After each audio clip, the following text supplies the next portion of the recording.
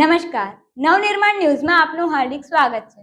નવનિર્માણ ન્યૂઝ એટલે આજની પેઢીનો અવાજ. આજે આપણી સાથે સ્ટુડિયોમાં વાત કરવા માટે આવ્યા છે ઓમકાર શૈલેષભાઈ દવે, જેમણે હાલમાં જ સીએની પરીક્ષા પાસ કરી છે અને પ્રથમ પ્રયત્નમાં જ તેમણે આ સિદ્ધિ હાંસલ કરી છે.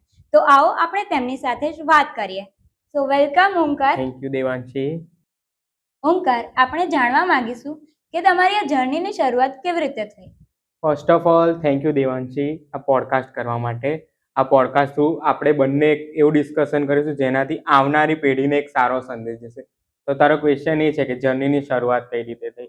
તો ફર્સ્ટ સ્ટાન્ડર્ડ સેકન્ડ સ્ટાન્ડર્ડ સુધી આપણો ગોલ કંઈ નક્કી ના હોય. થર્ડ ફોર્થ સ્ટાન્ડર્ડ 5 સ્ટાન્ડર્ડ સુધી આપણને થોડું નોલેજ આવે. બટ 5th સ્ટાન્ડર્ડ સુધી મને એવું હતું કે મારે સાયન્ટિસ્ટ બનવું છે, સાયન્સ ફિલ્ડમાં જવું છે. બટ સડનલી 5th સ્ટાન્ડર્ડમાં હું ને મારા પપ્પા કંઈક ડિસ્કસ કરતા હતા અને એ જ વખતે મારા દિમાગમાં સ્ટ્રાઇક થઈ, મગજમાં સ્ટ્રાઇક થઈ કે મારે સીએ જ કરવું છે, બીજું કંઈ જ નહીં, સીએ. અને એ વખતે એવું હતું કે સીએ બહુ અઘરું છે, બધા આમાં જલ્દીથી પાસ નથી થઈ શકતા, રિઝલ્ટ ઓછું આવે છે. પણ કંઈ નહીં, એ વખતે મેં નિશ્ચય કર્યો અને એ સ્થળનું નામ છે લસુંદરા ગામ. ત્યારે મને પહેલી વખત ખ્યાલ આવેલો કે મારે સીએ જ કરવું છે અને ત્યારથી જ મારો નક્કી થઈ ગયું ગોલ કે મારે સીએ જ કરવું છે. અને ત્યાર પછી ધોરણ 10 સુધી બધા મને કહેતા હતા કે તું આટલો હોશિયાર છું તો તું કેમ સીએ લઉં છું, થોડું સાયન્સમાં જા, તું આગળ વધીશ. પણ ના, મારો ગોલ નક્કી જ હતો કે મારે સીએ જ કરવું છે. એટલે જર્નીની શરૂઆત કહી શકે તો લસુંદરા ગામથી થઈ છે. સરસ. તમને આ મોટિવેશન ક્યાંથી મળ્યું? મોટિવેશન તો આપણા ફેમિલી, મેન તો મારું ફેમિલી જ મોટિવેશન હતું. હું એક સામાન્ય બ્રાહ્મણ પરિવારમાંથી બિલોંગ કરું છું. મારા પપ્પાની એક જનરલ સ્ટોર હતી અને એ કર્મકાંડ, પૂજાવિધિ, બ્રાહ્મણનું કામ કરે છે અને મારી મમ્મી છે એ ઘરની હાઉસવાઈફ છે. પણ મારા માટે મારું મોટિવેશન મારા પપ્પા સૌથી વધારે, કારણ કે એ બાઇક લઈને છેક અમદાવાદ સુધી પૂજાને વિધિ કરવા જતા હતા. એમનું જે સ્ટ્રગલ હતું, રાત્રે લેટ બી આવે ઘણી વખત, ઇવન ઘણી વખત તો એમને સવારે વહેલું 4 વાગે 5 વાગે જવાનું હોય. તો એ બધું સ્ટ્રગલ મેં જોયેલું છે. દુકાન બી સવારે અમારી 4 વાગે ખુલી જાય અને રાત્રે 11 વાગ્યા સુધી ઓપન હોય. એટલે એ બધું સ્ટ્રગલ જોયું ને તો મને એક હતું કે મારે કંઈક આ મારા માતા પિતા, મારા મમ્મી પપ્પા, મારા બા જે અત્યારે હયાત પણ નથી, પણ એમના માટે મારે કંઈક કરવું છે. અને મારું મોટિવેશન મારા પપ્પા જ છે. ઇવન મારો ભાઈ, એણે બી ઘણું સ્ટ્રગલ કર્યું છે, એ બી પપ્પાને સપોર્ટ કરતો હતો અને કદાચ મેં મારા પપ્પાને એટલો સપોર્ટ નથી કર્યો જેટલો મારા ભાઈએ કર્યો છે. પણ by this journey, by becoming CA, મેં મારા પપ્પાને એક ટ્રિબ્યુટ આપી છે, મારા મમ્મીને એક ટ્રિબ્યુટ આપી છે, મારા સ્વર્ગસ્થ બાને એક ટ્રિબ્યુટ આપી છે કે હું આજે સીએ થઈ ગયો. અહીંયા સુધી પહોંચવા માટે તમે કેટલું સ્ટ્રગલ કર્યું?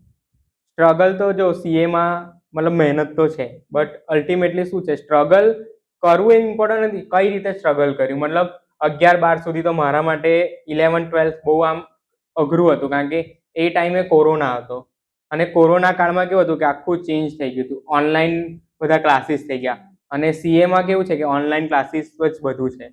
તો મેં ફાઉન્ડેશન સુધી તો ફિઝિકલ ક્લાસ કર્યા, પણ ત્યાર પછી મેં ઇન્ટર ઓનલાઈન લીધું અને મેઇન ત્યાં જ હતી કે તમે આજે ઘરે બેસીને તમારે જાતે કરવાનું છે.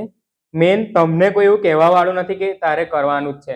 અને મારા પેરેન્ટ્સે મને આજ સુધી મને એવું નથી કીધું કે ઓમ તું ભણવા બેસ, કે ઓમ તું આટલું કર. પણ એ મારે મારી જાતને જે તૈયાર કરવાની હતી ને, જે 300 કલાક 400 કલાકના જે લેક્ચર્સ પૂરા કરવા માટે જે મારી જાતને મારે તૈયાર કરવાની હતી ને, એ બહુ મોટું સ્ટ્રગલ હતું. કારણ કે આજે મારા જે ફ્રેન્ડ્સ છે બરોબર, જે બીકોમ ને એવું, ખાલી બીકોમ ને એવું કરતા હોય તો કદાચ હું એમની ઇન્સ્ટા પર સ્ટોરી જોઈને બધું જોતો કે આ તો કેટલું એન્જોય કરે છે, આ આટલું બધું કરે છે, હું તો કશું નથી કરતો, મારે તો લેક્ચર્સ જ જોવાના. એ વખતે આપણું માઇન્ડ એ વિચારો કરે, આપણે બીજી બાજુ જતા રહીએ. આપણને બી એન્જોય કરવાની ઈચ્છા થાય, આપણને બી મૂવી જોવાની ઈચ્છા થાય, સિરીઝ જોવાની ઈચ્છા થાય.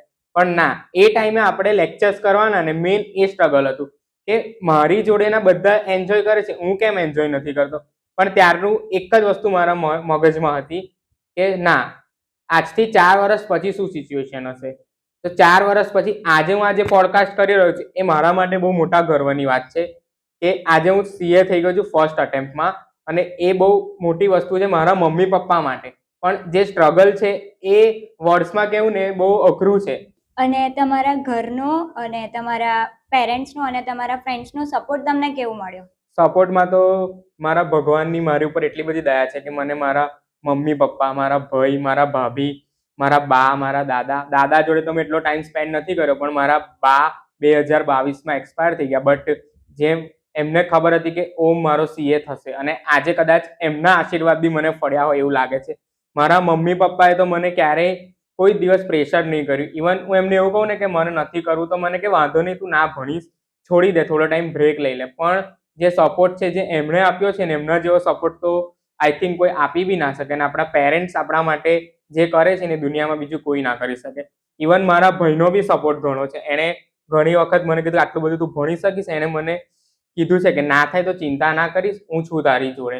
અને મારા ભાભી એટલે કેવું છે, ટુ બી ભાભી છે, અત્યારે ભાભી નથી ત્યાં, પણ એ આયા ને તો કદાચ એમના પગલા અમારા પરિવાર માટે બહુ જ શુભ પગલા છે. કારણ કે એમના આવ્યા પછી બહુ ઘરમાં અમને સારું થયું, મારું રિઝલ્ટ સારું હોય, મારા ભાઈને સારું જોબમાં પ્રમોશન થયું, પપ્પાને મમ્મીને બી બધું સારું થયું. એટલે ભાભીનો બી એક પાર્ટ છે કે ભગવાનની દયા કે બધા વ્યક્તિ મને જે સપોર્ટિવ કરતા. અને ફ્રેન્ડ્સમાં તો હું વાત કરું તો મારી પાસે અહીંયા આણંદમાં બધા ફ્રેન્ડ્સ છે. ભવ્યા છે, અંશ કરીને છે, દિવ્યાંગ કરીને છે, કુણાલ કરીને છે, પાર્થ કરીને છે, પ્રિયલ કરીને છે. આ બધાની જોડે કદાચ હું ભણતો હોઉં તો મેં કદાચ એ લોકોની જોડે ટાઈમ આપી ના શક્યો હોઉં, પણ કંઈ નહીં, એ લોકો બધા સમજ્યા છે મને. અને એ બધાએ મને એટલો બધો સપોર્ટ કર્યો છે. આજે મારું રિઝલ્ટ જોઈને એ લોકો મારા કરતા બી ડબલ ખુશ થાય છે કે ચલો આપણો ભાઈબંધ સીએ થઈ ગયો.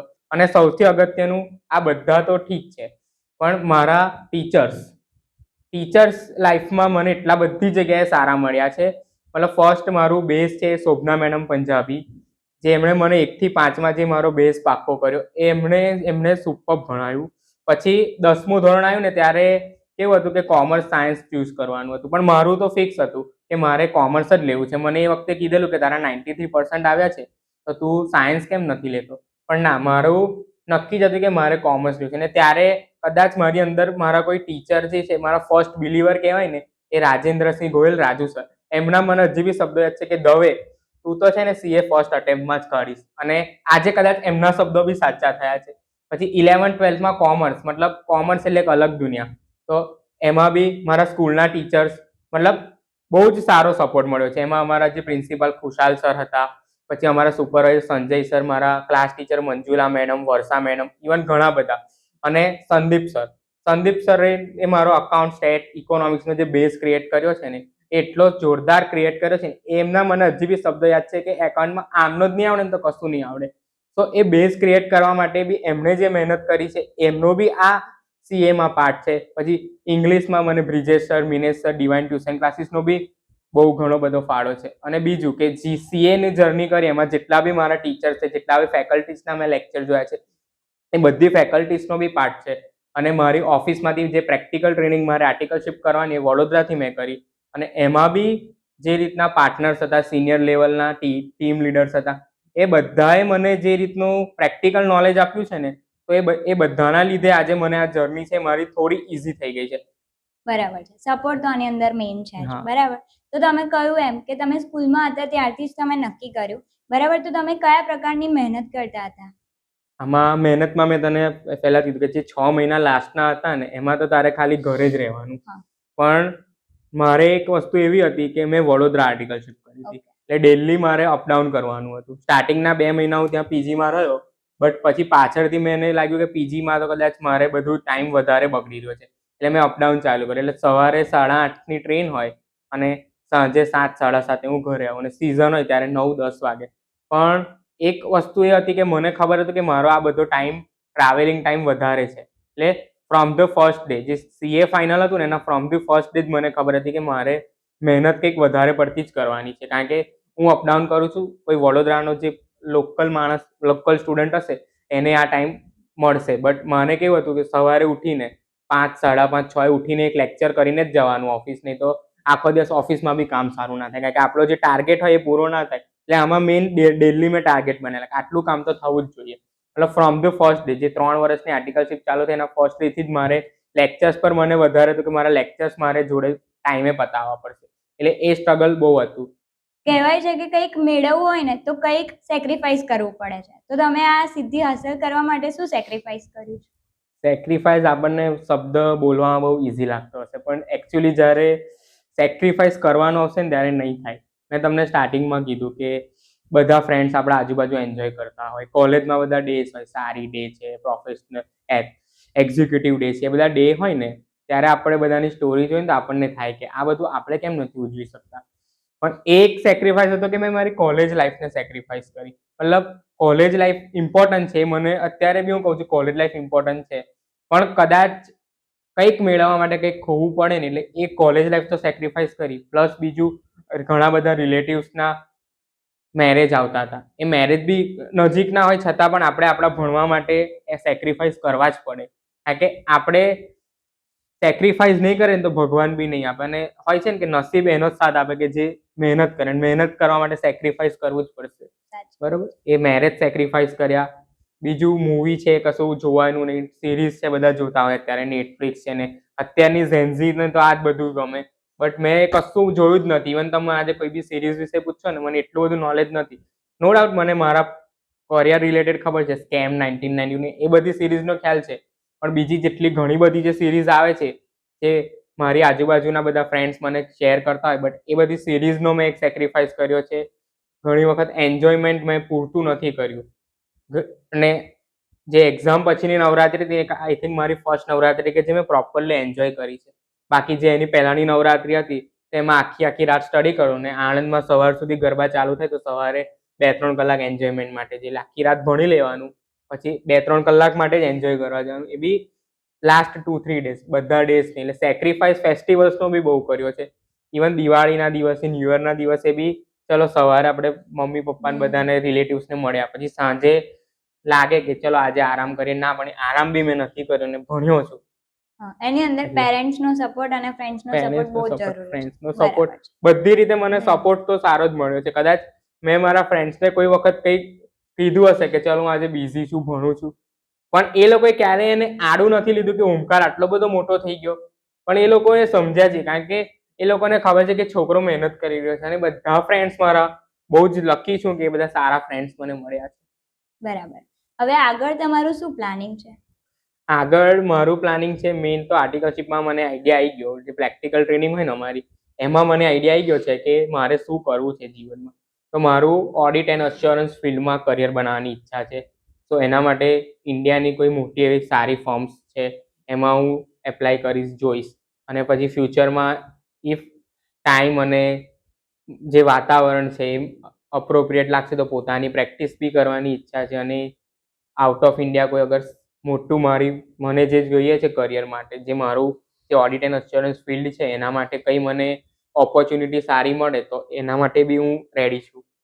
ઓકે. હવે સીએ ના જે સ્ટુડન્ટ્સ છે જે અત્યારે તૈયારી કરી રહ્યા છે, તો તમે એમને શું કહેવા માંગશો? સીએ ના સ્ટુડન્ટ માટે તો ઠીક છે, પણ હું ઇન જનરલ બધા સ્ટુડન્ટ માટે એક વસ્તુ તો કહીશ કે જીવનમાં તમારે ભણતર એટલે ચોપડિયું જ્ઞાન તો ઇમ્પોર્ટન્ટ છે ને છે જ, બટ પ્રેક્ટિકલ નોલેજ તમારું, કે તમે જે ફિલ્ડમાં તમે જે કરિયર બનાવો છો એનું તમને પ્રેક્ટિકલ કેટલું નોલેજ છે એ મેઇન છે. એટલે પેલું એક કહેવત છે ગુજરાતીમાં, ગણતર વિના ભણતર મહત્વનું. એટલે ગણતર પ્રેક્ટિકલ નોલેજ તો કોઈ બી ફિલ્ડમાં આજે તમે જાણે, બધા student, not only CA student but કોઈ બી સ્ટુડન્ટ હોય, કોઈ બી ફિલ્ડનો હોય, એને પ્રેક્ટિકલ નોલેજનો અપ્રોચ વધારે રાખવો જોઈએ. અને બીજું સીએ સ્ટુડન્ટ માટે એટલું કહીશ કે બસ તમે થાકી જાઓ, હારી જાઓ, કંઈ બી થાવ, તમને લાગે કે નહીં થાય, પણ કરો. તમારા પેરેન્ટ્સને જુઓ, તમારા પેરેન્ટ્સના સેક્રિફાઈસને જુઓ અને અંદરથી મોટિવેટ રહો, પોઝિટિવ રહો, નેગેટિવ ના થાવ. અને બસ તમને લાગે કે હવે થઈ રહ્યું છે, તમારા કોઈ ફ્રેન્ડ્સ છે, મમ્મી પપ્પાને ફિલિંગ શેર કરો, પણ અટકશો નહીં. Just never give up approach રાખજો. Okay, thank you so much for coming. અને all the best to all the students જે લોકો તૈયારીઓ કરી રહ્યા છે અને જે લોકો અત્યારે ભણે છે. Thank you so much Devanshi for giving me this opportunity. Thank you.